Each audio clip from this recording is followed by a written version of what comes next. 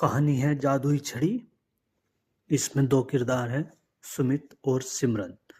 सुमित सिमरन दोनों भाई बहन हैं और वो किसी एक जंगल में भटक जाते। एक घने और पुराने जंगल में सुमित और उसकी छोटी बहन सिमरन रास्ता भटक जाते हैं। तभी उन्हें किसी के वहां होने का एहसास होता है।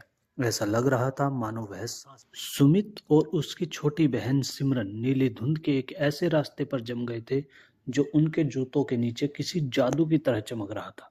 उनके पीछे पुराने और पेड़ों की परछाइयां लंबी और डरावनी होती जा रही थी, जैसे कोई अदृश्य हाथ उन्हें पकड़ने के लिए बढ़ रहे हों।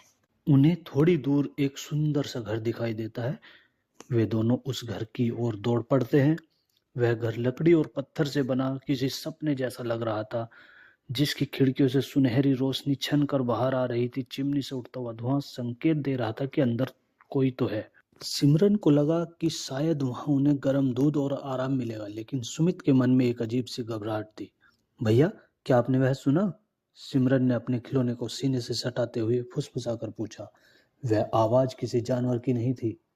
पेड़ों के घने अंधेरे से एक धीमी डरावनी धप धप की आवाज आ रही थी।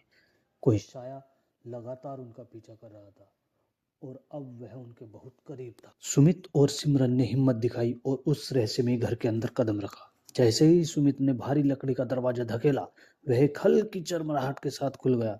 अंदर का नजारा जादुई था। दीवारों पर अजीबोगरीब नक्शे टंगे थे और हवा में एक जड़ी बूटी की महक घुली थी।